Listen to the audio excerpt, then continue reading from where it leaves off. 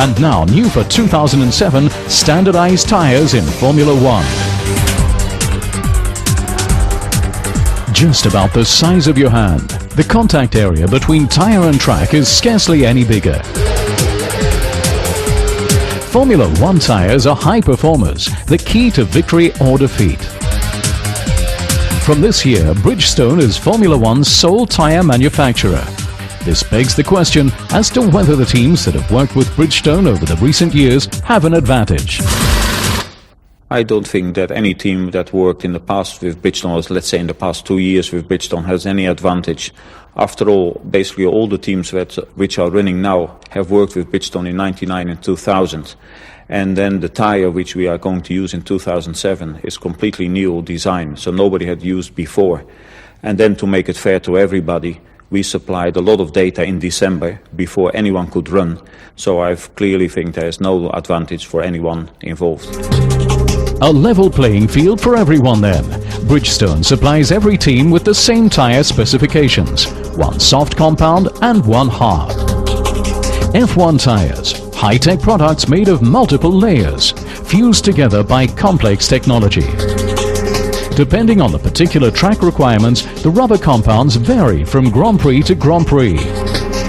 What goes into them is a science in itself. Over 80 different types of rubber, with around 250 other components such as Kevlar, carbon, polyester and steel rounding things off. A mesh is produced from the steel that's worked into the individual synthetic layers. Transversely woven, this gives the tire inner stability, enabling it, for example, to withstand enormous lateral traction. Finally, the tread, featuring 4 grooves that reduce the area of contact. And, unlike earlier smooth slicks, make the car somewhat slower. The new tire regulations are defining much development and test work. As special team-specific requests are now a thing of the past, cars have to be adapted to the tires more than ever before. That's certainly a key topic, especially for chassis development. The new tires behave differently to the old ones. We've not only got a change of manufacturer, but also standardized tires, which are going to be appreciably more robust than last year's, so everyone's got to adapt. In terms of handling, that means, for instance, that the wholly different effect of lateral forces thus requires a new chassis shape. What's the best strategy for coping with the new tires? A tricky matter, as during the race both the hard and soft compounds have got to be used. It's ultimately left to each team how they want to split up the different tires. If you're running a two-stop strategy, for instance, whether to have 2 stints on soft and 1 on hard, or 2 on hard and 1 on soft, and ultimately how long each stint should be. This year's tire poker is thus being played with fewer standardized trumps, making it all the more exciting to see who will win the hand. Bahrain's Desert Grand Prix poses its own challenges in this area. I think also for the tires, it's going to be tough. They are under big stress in those high-speed corners. With the contact area the size of a hand, the right choice of tire requires a fingertip feel. Glowing wheels on scorching asphalt. The issue of tires is and remains the hot topic in Formula One. Time for a short break, but we'll be right back with our news stop section. Plus, in setup, how many nationalities do indeed work in the Toyota team?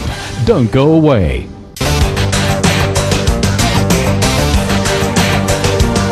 Welcome back to Inside Grand Prix. Coming up, all the news from the Formula One team. But first, this is just how international the Toyota team really is. Cologne, Germany, the headquarters of the Toyota racing team. Non-stop, everything has to be planned and structured perfectly to ensure that any car will be able to drive at all. That demands concentration and precision from the German-Japanese team. Here, 32 different nationalities work together in the name of Formula One. We are a very multinational team. Sometimes it creates some challenges, but overall I think people find it refreshing. Different cultures are learning for people, and I think overall it's one of the benefits of working in Panasonic Toyota Racing. For example, the German Pole Bartek Bartoszewicz. He's purposefully building a career at Toyota. Formerly a mechanic in the race team, he now coordinates the engine data and works with the test team. A change is as good as a rest. There's certainly a very, very colourful mix, but the majority are actually Germans. But I really like that because we've developed a strong sense of unity, even though we speak different languages. It was the same in the race team, in that the other nations tended to pick up our German phrases, our language and our jokes. But I also think that the same's true vice versa, so we really formed a family. In the massive Toyota family, John Matsushima checks the functions of the engine. He also possesses two nationalities, American and Japanese.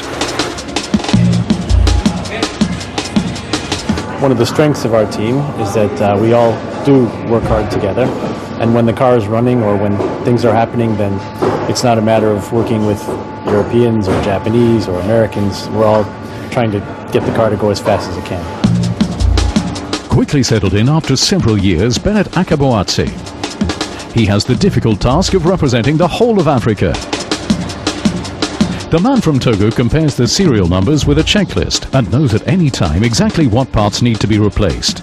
And by now he also knows a great deal more.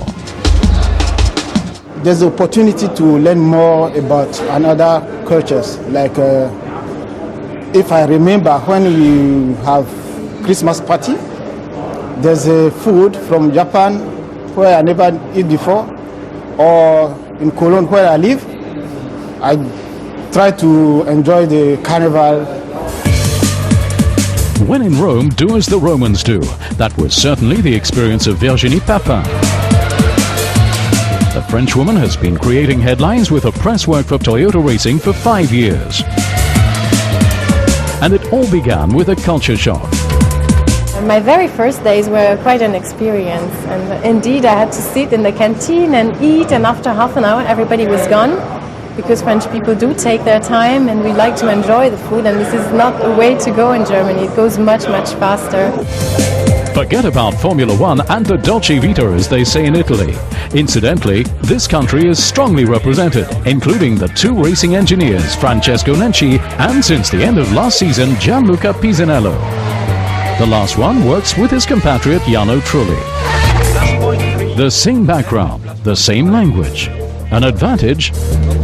We are very used to work with different people in different culture. Of course, it might represent an advantage, especially because you need to communicate with the driver in a very quick and effective way. And so not only verbally sometimes, but with a few words you're exchanging and a few glances you have to understand each other. They certainly do use Italian gestures, but they always speak in English. That's a rule in the team. So 100% understanding is always guaranteed in a Formula One world that's continuously and constantly in motion. This is a part of Formula One. In every team you go, you have different people from all around the world, because in Formula One we try to get the best people from around the world. Doesn't matter the nationality, the religion, or whatever. It's important what they are good at.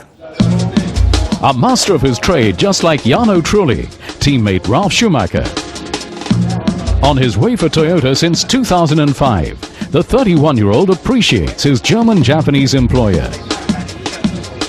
After all, Ralf has already competed in the Formula Nippon and GT Championship in Asia. I've been in Japan for over 1 year and I love this country and the culture. That's why I feel really comfortable. I don't feel like I have to change over, and I don't have a problem to work with all those people. It's more like a gift where you can learn and experience a lot for your future life. Formula One is an international business, and so it lives on German, Japanese and many other influences. It's simply fascinating. And the philosophy of the Toyota racing team is true all over the world. One team, one aim. Canada's a cuts. The cow of me unsenli. uma equipe, uma meta. Jedna drużyna, jeden cel. Une équipe, un objectif.